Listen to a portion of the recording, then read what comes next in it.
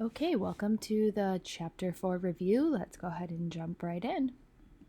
And for the first section, 4.1, Studying Atoms, we were just reading about the history of the atom and some discoveries that people had. So here I've got three models. This first one with nothing in it was Dalton's model.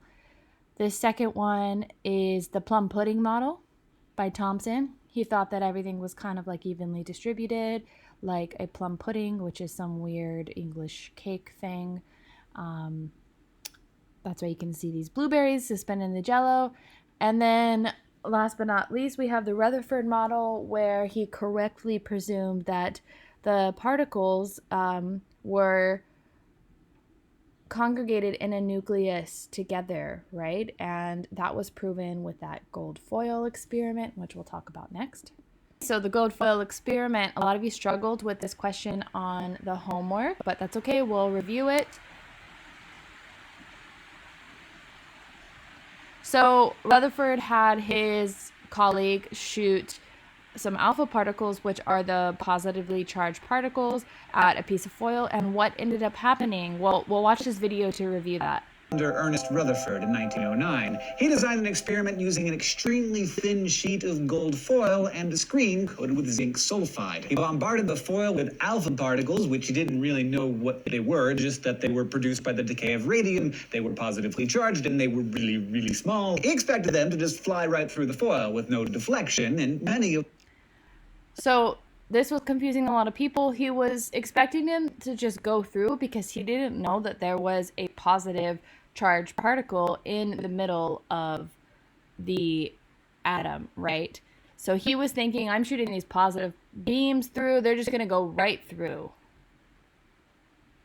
Of them did just that. But as it turned out, some of the particles were deflected at large angles and sometimes almost straight backward. The only explanation for this was that the entire positive charge in an atom, the charge that would repel an alpha particle, must be concentrated in a very small area, an area that he called the nucleus. Because most of the alpha particles pass right through the atoms undeterred, Rutherford concluded that most of the atom is empty space. And he was correct. Rutherford would later discover that if he bombarded nitrogen with alpha particles, it created a bunch of hydrogen ions. Now, he correctly surmised that these tiny positively charged ions were themselves fundamental particles, protons. Now we're getting close to reality. So these... Okay, so what happened here? This is how he discovered the nucleus, right? So when he shot this positive beam at the foil, what ended up happening? There was two answers on this homework, and as the video just showed us, more alpha particles were deflected than he originally imagined, and some of them even bounced backwards. And that is because he's shooting positive particles.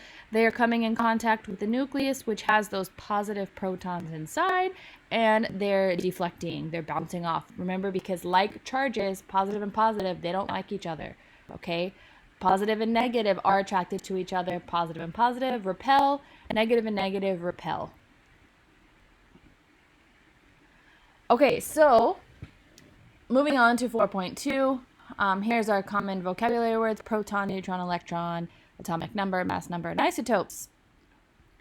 So what are these things? Okay, so the proton, neutron, electron, those are all particles that exist in an atom. All atoms have these, and protons and electrons have a charge. See this chart down here? I got this from your book. Neutrons they're neutral. Neutral. Neutron. Okay, they don't have a charge. Here's our abbreviations. We usually use an E, little lowercase letters, and an E with a negative sign to represent that, hey, electron has a negative charge. A little P for a proton with a plus, and N gets nothing on it. Okay? And you can see here that their relative mass, neutron and protons are just about the same actual mass, right? Look over here. They're very, very, very insignificantly different from each other. 0.001 decimal place. Okay, so they're super tiny. Protons and neutrons are about the same weight. And the weight of an electron is way smaller than a proton and a neutron. They're almost like negligibly smaller, so we would kind of disregard them, and we'll talk about that in just a minute. Okay, so our protons and our neutrons, they live in the nucleus. That's the center of an atom. They always live in the nucleus, okay? And our electron, our negative particles, they orbit around the nucleus. There they are. See these negative charges? They're orbiting around the nucleus, okay? Oops. And to go over atomic number and mass number and isotopes, we're going to do each one individually. So atomic number, this is the number of protons in an element. Protons, it's always a number of protons. And every sample of every element is always going to have the same number of protons. Always, this never changes. So let's look at gold, for instance. This number that's at the top is always going to be the atomic number, okay? Periodic tables do structure things a little bit differently, but the whole number and the one at the top, it might be in the middle, it might be on the right, it might be on the left, whatever, but it's always on the top. That's the atomic number. That's how many protons are in it. Okay, so gold, every sample of gold that you find anywhere in the world is always going to have the same number of protons. Whether it's Oregon gold, Argentina gold, Australia gold, Russia gold, whatever it is, they always have 79 protons. Okay, and the periodic table, one of the ways that it's arranged, there's so many different ways that it's arranged, is by atomic number. Okay, so hydrogen has 1 proton. Helium has 2. Lithium 3, beryllium 4, boron 5, 6, 7, 8, and so on, okay? On and on and on and on. So you go across and then you go back down, kind of like you're reading, right? So this is one of the ways that the periodic table is arranged. All right, mass number. So the mass number, think about this. I know you're going to get them confused, but mass number, think about what is mass. Mass is like the weight of it, right? So the mass number is the mass of all the particles in an element. Your book says that it's just the protons and neutrons, but actually you can include the electrons in there. Like I said, the weight of electrons is just so super tiny compared to the protons and neutrons that it doesn't even like affect the overall mass, okay? So you can think of when you see mass number, this is going to be the mass of the whole atom itself, all right? So how do we find the mass number? Well, the mass number is going to always be listed on the periodic table as well. So you see here oxygen, here's our atomic number, here's our mass number, 15.999. That's saying that one atom of oxygen weighs 15.999 what?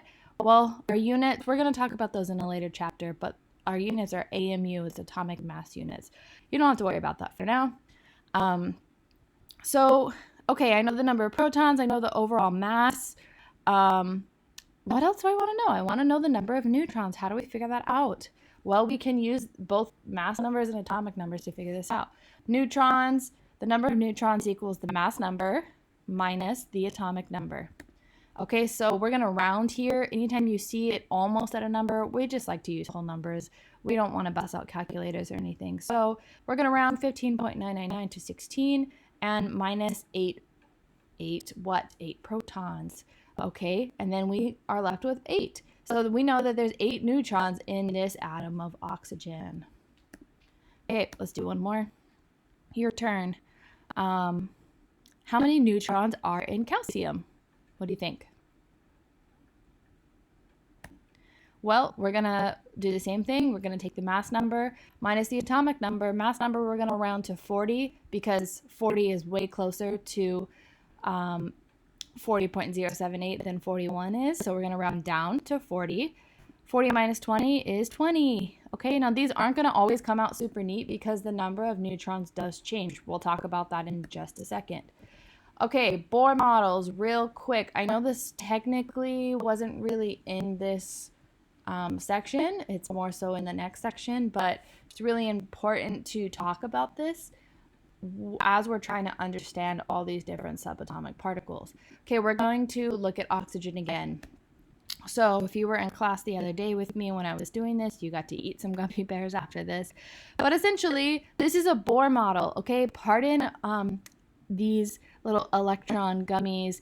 They're not really following the rules and staying on the circle. I just I drew these lines on after, obviously, on the computer. So I thought it looked like a circle, but obviously I was wrong. Anyways, okay, so Bohr models, these are going to be physical representations of how many subatomic particles we have in our atom. Now, the bigger you get, obviously, you're not going to be drawing in 71 protons and 71 neutrons, right? So some of you might have already experienced this if you picked, for your element research project, if you picked the higher number, you might be like, why did I do that? I wish someone would have told me. And maybe I should have, but it's good practice. So anyways, here's our Bohr model for oxygen. Following what we find on the periodic table, okay? We have 8. 8 is what?